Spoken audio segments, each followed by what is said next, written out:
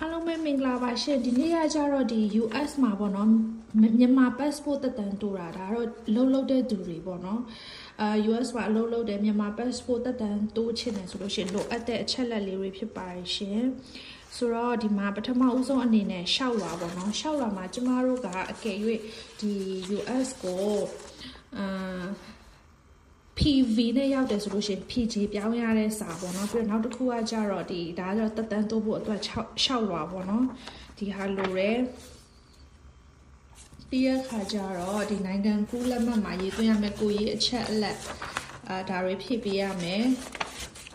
ပြီးတော့နောက်တစ်ခုကကြတော့ဒီမှာမြန်မာနိုင်ငံမှာဘယ်နေရာမှာနေလဲပါညာဒါတွေဖြည့်ရမယ်โอเคပြီးတော့ဘာလိုအပ်သေးလဲဆိုတော့ကိုရေးရစဝင်ဆိုဒီမှာဒီကိုရေးရစဝင်မှာနည်းနည်းတော့များတယ်ရှင်ကိုရေးရစဝင်ဒီမှာဒါကဓပုံကတ်ရမယ်ဒါတွေဖြည့်ရမယ်1 2 3 4 5 6 okay 6ခုပေါ့နော်6ရွက်ဖြည့်ရမယ်ရှင်6ရွက်ဖြည့်ရမယ်ပြီးတော့ရောင်စုံဓာတ်ပုံ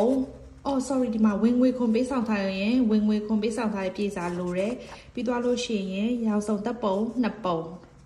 ပြီးတော့တပုံကိုကြတော့ဟိုမှာတက်ခဲ့ရမယ်ပေါ့နော်ပြီးတော့လက်မှတ်လိုတယ်ပြီးတော့မှ American မှာတရားဝင်နေထိုင်ခွင့်အထောက်အထားအဲ့ visa ကိုလည်းပြဖို့လိုတယ်ပြီးတော့မှတက်တန်းတိုးခ$40လိုတယ်အကယ်၍တက်တန်းတိုးဖို့နောက်ကျရင်2နှစ်အထိဆိုရင်ဒဏ်ကြေးမကောက်ဘူး2နှစ်ထက်ကျော်လို့ရှင်တော့$15ပေးဆောင်ရမယ်ပေါ့နော်ပြီးတော့ဒီမှာတဆက်သေးနဲ့ဒီဝင်ငွေခွန်ပေးဆောင်တဲ့ဟာဝင်ငွေမဆောင်ရသေးတဲ့သူတွေပေါ့နော်ဒါဝင်ငွေခွန်ပေးဆောင်ရမယ်ပုံစံဖြစ်တဲ့ဒါကကြတော့ဝင်ငွေခွန်ပေးဆောင်ရမှာလိုအပ်တဲ့အချက်အလက်တွေဖြစ်ပါတယ်ဒါတွေအကုန်လုံးကလေဒီ embassy website မှာပေါ့နော်ကျမဒီရဲ့ Facebook ရဲ့ဒီ description မှာလည်းကျမရေးထားပေးမယ်ပေါ့နော်ဒီရဲ့ embassy website မှာရှာကြည့်လို့ရတယ်ဘာဖြစ်လို့တော့ဆိုတော့ဒီကိုကရောက်နေတဲ့ပုံစံပေါ်မူတည်ပြီးတော့မှသူတို့လိုအပ်တဲ့ document တွေမတူပေါ့နော်ကိုက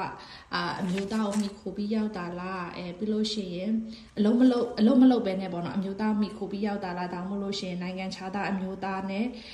အမှားပြီးတော့ခါကြတော့ဒီ passport တက်တန်းတိုးချင်တာလားအမျိုးတယောက်နဲ့တယောက်မတူတဲ့ခါကြတော့ပေါ့နော်အဲ့ဒါ website မှာဝင်ကြည့်လို့ရှိရင်တော့အရှင်းဆုံးဖြစ်မယ်ရှင်းဟုတ်